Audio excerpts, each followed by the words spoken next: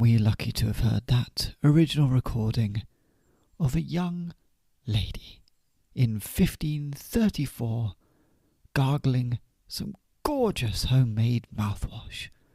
Simply remarkable. Hello and welcome back to the final couplet with me, Theo Cowan. Today we are looking at Sonnet 137. Good God, we're nearly at the end. What a sad but amazing ending that will be.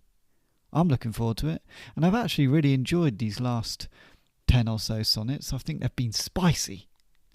Shakespeare's really spiced things up. He's gone quite sexual. He's gone a little bit crazy in many ways. But, you know, it's something different, isn't it? Because we did get a bit stuck for a while, I'd say, in the 70s and 80s, where he was just sort of saying the same thing over and over again. In fact, he did that in his first 19 or so sonnets, just sort of desperate to talk about how aging was bad and made people ugly, and how you should have kids young. So let's not forget those ones, but importantly, these last few sonnets have been fun. They've been fun to go through. I hope you've had as much fun as I've had trying to dissect them and work them out. That being said, I think we should take a listen to Sonnet 137. Thou blind fool, love, what dost thou to mine eyes, that they behold and see not what they see? They know what beauty is, see where it lies, yet what the best is, take the worst to be.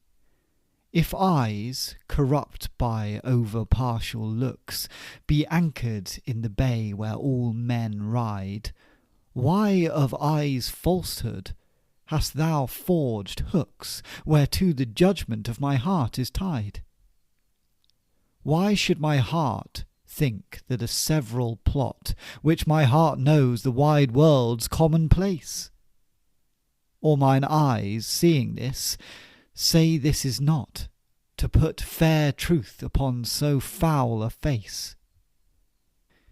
In things right true, my heart and eyes have erred, and to this false plague are they now transferred. So there we have it, Sonnet 137, and we're still following similar themes to his last sonnets, but this one he's not directly addressing the dark lady. He's addressing love, and he's actually annoyed. He's like, why are you doing this to me? But really it's the same thought, that he knows that this woman has other lovers. He knows that she is unfaithful. I mean, I don't want to say unfaithful because they're not together, seemingly. But he still can't help but love her. And love, in a way, is blinding his vision. There's a lot of talk here between the eyes and the heart, which Shakespeare likes to talk about. They are connected in his eyes, or heart, should I say.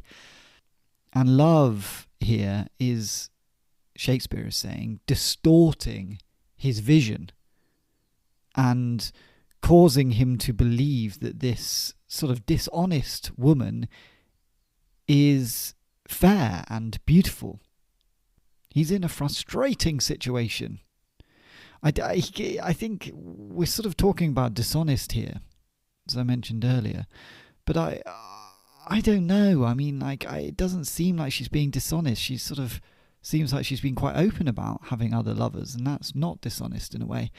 And it also seems like they're not in a relationship. Shakespeare just loves this woman, and she has other lovers, and that's fine in my eyes, but not according to Shakespeare. He's very confused by all this. Lest we forget, Shakespeare has probably had a few affairs in his time. He's talked about it before. Everyone's always having affairs around Shakespeare. He's having affairs, so I don't know why he's now so annoyed about this one. Although in the last sonnet he was saying it's absolutely fine for you to have other men. I just want to be part of it. I want to be involved, if that's okay. And this one he seems sort of more frustrated. But I think it's about time we dive into this line by line and work out what the hell Shakespeare is going on about in Sonnet 137. So we start with, thou blind fool, love, what dost thou to mine eyes, that they behold, and see not what they see? So here he's saying, you blind idiot, love, what are you doing to my eyes, love, that they look, but don't really see what they're looking at? So the eyes are doing their job by looking, but they're not actually seeing the truth. And that is love that is blinding Shakespeare here. That's who he's blaming at the top of the sonnet. Then he continues with, they know what beauty is, see where it lies. Pretty straightforward. They know what beauty is, his eyes, Shakespeare's eyes. They know what beauty is. They see where it is. Yet what the best is, take the worst to be. So, but they mistake the worst for the best. AKA with the Dark Lady, she is actually a terrible person, Shakespeare's saying. She's deceitful, she's a liar. But he still sees her as this amazing thing with his eyes. So his eyes are letting him down, they're deceiving him. And then he continues this thought. If eyes, corrupt by over-partial looks, be anchored in the bay where all men ride. So I really like the term over-partial looks. That to me is sort of flirtatious looks. So if eyes corrupted by flirtatious looks, so you can imagine this woman looking at him across the ballroom maybe, or the bar, depends where they are, or the street, anywhere really. She's sort of, in my eyes, the sort of Hollywood version is she's fanning herself for some reason, sort of blinking her eyes, almost cartoon-like. And not blinking, not blinking eyes, it's batting eyes is what I should say, batting her eyelids. She's not incessantly blinking, she hasn't got something in her eye. So if eyes corrupted by flirtatious looks always look on a woman's sexual appeal, so be anchored in the bay where all men ride, so all men are after this sexual appeal of women, then he continues with, why of eyes falsehood hast thou forged hooks, whereto the judgment of my heart is tied? So if eyes, this is the whole thought, if eyes corrupted by flirtatious looks always look on women's sexual appeal, why have you, love, forged hooks from my eyes that drag my heart's judgment along with them? That's what I'm reading it as. So the eyes are sort of these have had these hooks attached to them where they're dragging the heart with them. So they're sort of persuading the heart. They're taking the heart with them, whereas the heart should be separate. Shouldn't just be led by the eyes. We know this. Then we have, why should my heart think that a several plot, which my heart knows the wide world's commonplace? So here I'm reading this is, why should my heart think that she is exclusive to me, when I know she is every man's, right? And he's talked about this before. Like, she's a woman for everyone. She's a woman for every man. Why does Shakespeare's heart think that she should just be for him? And then we have, or mine eyes, seeing this, say this is not, to put fair truth upon so foul a face. So, or why do my eyes, seeing the truth, still think that such a lie is the truth? So, in a way, why aren't my eyes seeing through this? And I think there's a play here with fair and foul, a face. So it's sort of, why aren't the eyes seeing through the beauty to the foulness within? And now, of course, we're on the final couplet. In things right true, my heart and eyes have erred, and to this false plague are they now transferred. Oh, it's a good rhyme, that, isn't it? Erred and transferred. Is that? Yeah, I mean, it's quite straightforward, isn't it? But it feels good. It feels nice. It feels nice to say. It feels nice in the mouth, dare I say. And this, of course, as Shakespeare likes to do, wraps up the sonnet. It sort of explains the sonnet that we've just been reading. And here I think he's saying, my heart and my eyes have mistaken falsehood for truth and are now infected by this destructive lie. So both his eyes and his heart have been tricked, is what he's saying. And they have been mistaken. And now they've been infected by this woman. So interesting, isn't it, that the brain isn't talked about here. He's just talking about his eyes and his heart. It's very passionate, but really, what about the old brain then, Shakespeare, eh? What's going on up there? Because if you really think about this, it's quite straightforward. You were just falling in love with someone, and she is, happily sort of sleeping with other men, as is her right. And for some reason you're now going like, my eyes and my heart, they're seeing this beautiful woman, but she's deceitful, she's a bad woman, and now I'm stuck, I'm trapped. I don't want to love this woman, but I do. It's a bit of a nightmare that he's having here. And I almost think, you know what, just sit down, Shakespeare, have a cup of tea, and just accept, yeah, you've got a crush, mate. It's a classic crush. And that's fine. But you can't get annoyed at her. Don't get annoyed at her. I know you're also getting annoyed at yourself. And that's fair enough. But don't be so hard on yourself either. Just sort of let it ride. Let it go. Look, we've all had crushes in our lives, Shakespeare. Eh? The best of us have. And we just sort of let them go. Eventually they'll peter out. Or something will become of it. But it doesn't sound that promising with the Dark Lady at the moment, if I'm being honest. God, I just felt like Shakespeare's therapist for a second there. Felt really good. He did need a therapist, didn't he? Talked about that before. And that is the truth of it. So, there's my breakdown of Sonnet 137. Shakespeare directly addressing love. He's talking about the eyes, he's talking about the heart, talking about their connection, and how the eyes have sort of been leading the heart. But then he's had a go at the heart and said that actually, you know what, it's not just the eyes. You're also sort of falling in love with this woman that's deceitful, and it's not right. He's quite a confused man in this sonnet. I mean, he's quite confused in the last few sonnets as well. So, I think it's about time we put this to our story. And if you'll remember, last week, Shakespeare, he'd gone to the Dark Lady's house, who was with Shakespeare's frenemy, Ben Jonson. She's upstairs in the bedroom having a good time with him.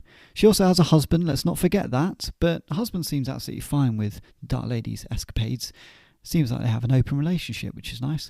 And Shakespeare, he wants to get in on the action. He's annoyed. He wants to be with the Dark Lady. So he climbs up her house and knocks on the window.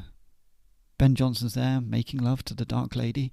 And Shakespeare clambers in through the window and he's like, I want in, all right? It's not okay. Look, I'm okay with you having other lovers, but I want to be part of it. I want to make love to you. Dark Lady's like, come on, we're just trying to have a good time here. I'm trying to be with Ben Jonson. And Shakespeare initially is like, okay, fine. He's annoyed and he starts abseiling down the building. And then midway he's like, you know what, actually, I'm going to write a sonnet. And I'm going to present it to them because this has really pissed me off. I came here with a mission to have sex with the Dark Lady, and it's not happening.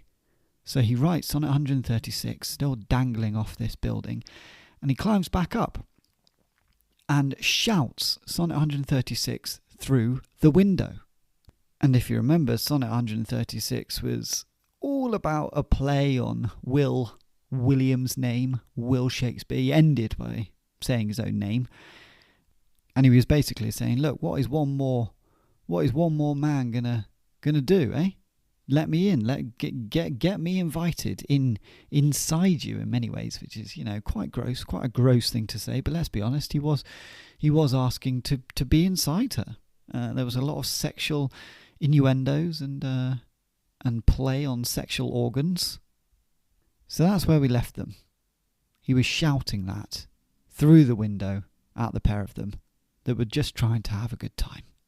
So let's see how Sonnet 136 was received and how Sonnet 137 fits into all this.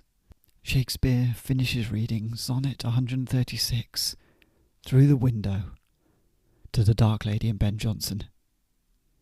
He finishes. They're both not looking at him. He wonders if they'd heard it, so he knocks at the window.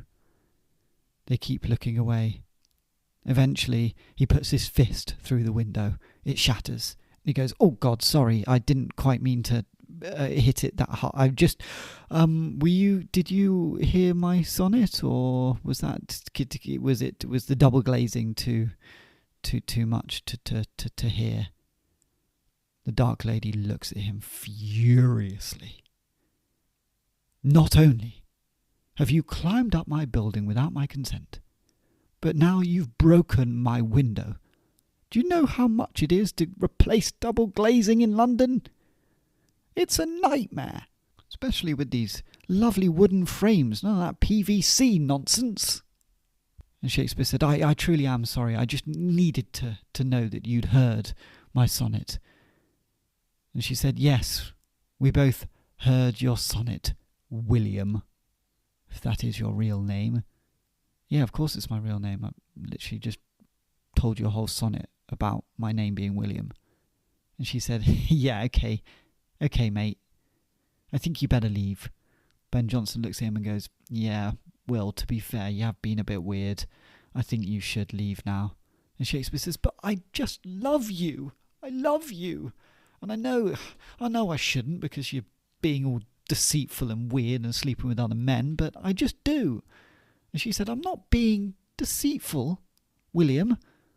I'm my own woman, and I can sleep with who I want to sleep with. I'm having a good time. It's all consensual. My husband's fine with it. So, will you just back off? I'm not cheating on anyone." Shakespeare said, "Okay." And with that, he backs out the window and abseils down the house. He arrives on the pavement with a plod, unties himself, and runs, crying, home. He's a very sensitive soul, is William Shakespeare. When he gets home, he runs up to his room, slams the door. He cries, he weeps into his pillow. But then there's a light knocking at the door. Almost inaudible. Shakespeare thinks he didn't hear it at first, but then a slightly louder knock. Shakespeare goes over to the door, opens it, and there is Mercutio, his cat. "Mercutio! God, I haven't seen you for months. Where have you been?" The cat looks up at him and says, "Well, you didn't let me back in. You got rid of the cat flap, so I've just been roaming the streets of London. I'm actually lucky to be still alive. I've had some close shaves. Just had to be eating mice and rats and whatnot." And Shakespeare says, "Yes, I'm sorry about that. I just needed to be alone." "Yeah, well, it would have been nice for you to tell me, to be honest, Shakespeare, rather than just leave me out in the street. But look, here I am. I'm back. Nice to be in a warm building." And Shakespeare says, "Yes, well, look." He scoops Mercutio up. "I'm so glad that you're back. I missed you." Mercutio looks up at him and purrs. A purr of love. All is forgiven. And Shakespeare says, "I'm just having such trouble with women." And Mercutio says, "Women? Oh, I was a man before." Shakespeare says, "Yes, I'm sort of coming to the realization that I think I'm bisexual." Mercutio says, "That's nice for you to admit that, Shakespeare. I think I've known that for quite a while." And Shakespeare says, "Would it be really weird to do some sort of role play?" And Mercutio says, "I'm not really into role play." And Shakespeare said, "No, God, no, not sexual. Jesus, no, Christ. No, sort of you play love and I play me." And Mercutio says, "Love, as in just love." Shakespeare says, "Yes, love. You play love." Mercutio says, "Okay, let's give it a go." And Shakespeare says, "Just to warn you, I will be quite angry at you. I'm a bit frustrated and upset." Mercutio nods and says, "I'm ready, Shakespeare. I'm ready to help you." So with that, Shakespeare improvises Sonnet 137. You blind idiot, love, what are you doing to my eyes, that they look but don't see what they're looking at? They know what beauty is, see where it is, but mistake the worst for the best. If eyes, corrupted by flirtatious looks, always look on a woman's sexual appeal, why have you forged hooks from my eyes that drag my heart's judgment along with them? Why should my heart think that she is exclusive to me when I know she is every man's? Or why do my eyes, seeing the truth, still think that such a lie is the truth? My heart and my eyes have mistaken falsehood for truth, and are now infected by this destructive lie. So there we have it, Sonnet 137, and the story to go with it. Mercutio's back. Oh, it's good to have him back, isn't it? He's a nice guy. He's a nice cat. And Shakespeare, he didn't treat him very well. He's actually lucky that Mercutio's come back, but I guess Mercutio's been quite cold out in London and actually just needs a house. But it's good to see them reunited, isn't it? I'll see you next week to find out what Sonnet 138 is all about and where our story goes next. Until then, bye!